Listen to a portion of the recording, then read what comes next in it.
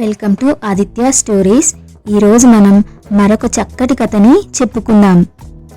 కథలు జీవితానికి సరిపడా సందేశాలను అందిస్తాయి.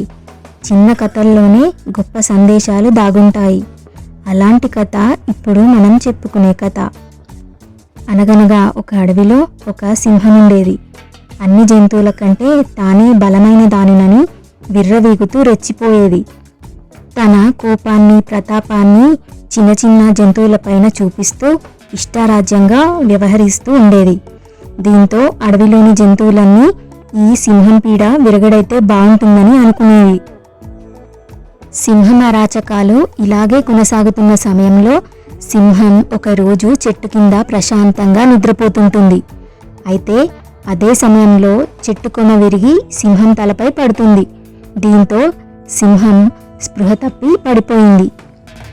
కాసేపటికి లేచిన సింహం తలకు బలమైన గాయం కావడంతో గతమంతా మర్చిపోతుంది. జంతువులన్నింటిపైన ప్రతాపం చూపుతూ అరాచకం చేసే సింహం ఒక్కసారిగా సైలెంట్గా మారిపోతుంది. ఎవరితో మాట్లాడకుండా, ఇతర జంతువులతో కలవకుండా ఒక చోట సైలెంట్గా కూర్చుంటుంది. దీంతో అడవిలోని జంతువులన్నీ ఆశ్చర్యపోతాయి. సింహం ఏంటి ఇలా అయిపోయింది అని ఆలోచిస్తుంటాయి. జంతువులన్నీ ఒకరి ముఖమొకరు చూసుకుంటాయి. తర్వాత జరిగినదంతా ఒక కోతి ద్వారా తెలుసుకుని హమ్మయ్య, సింహం నుంచి ఉపశమనం లభించింది అని సంతోషపడతాయి. అయితే ఇంతలో అటుగా వచ్చిన నక్క, అబ్బబ్బా, ఇన్ని రోజులు ఈ సింహంతో నేను నరకం అనుభవించాను. బలహీనమైన నాపై ఎప్పుడూ దాడికి దిగి నన్ను హింసించేది అంటూ వాపోతుంది. సింహంపై ప్రతీకారం తీర్చుకోవడానికి ఇదే సరైన సమయమని భావించిన నక్క సింహంపై దాడి చేయడానికి సిద్ధమవుతుంది. ఇప్పుడు సింహాన్ని కొట్టినా ఏం కాదని, మనమందరం కలిసి కసిదీరా కొడదామని ఇదే సరైన సమయం అని అంటుంది. కానీ అక్కడున్న జంతువులన్నీ అలా చేయడం వద్దని వారిస్తాయి. ఇప్పుడు మనకు సింహంతో ఎలాంటి ఇబ్బంది లేదు కదా, దానిపై దాడి చేయాల్సిన అవసరం లేదని చెప్తాయి.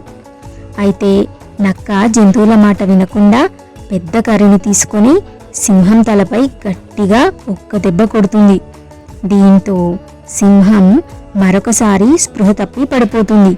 కాసేపటికి సింహానికి స్పృహ వచ్చి గతమంతా గుర్తొస్తుంది. మళ్ళీ జంతువులపై తన ఆధిపత్యాన్ని ప్రదర్శించడం ప్రారంభిస్తుంది. గర్జిస్తూ జంతువుల మీదకు దూకి యథావిధిగా దాడి చేస్తుంది. ఇలా నక్క తొందరపాటు మొదటికే మోసంగా మారుతుంది. ఈ కథలోని గ్రహించాల్సిన నీతి ఏంటంటే, మనం కూడా కొన్ని సందర్భాలలో ఇలాగే తొందరపాటు నిర్ణయాలు తీసుకుంటాం. సరైన ఆలోచన లేకుండా అనాలోచితంగా చేసే పనులు కష్టాలను తీసుకొస్తాయి. అందుకే ఏ పని చేసినా ముందు 1-2 సార్లు ఆలోచించి చేయాలి. ఈ వీడియో మీకు నచ్చినట్లయితే లైక్ చేయండి, షేర్ చేయండి. మరిన్ని మంచి మంచి కథల కోసం మన ఛానల్ ఆదిత్య స్టోరీస్ని సబ్స్క్రైబ్ చేసుకోండి. Thanks for watching.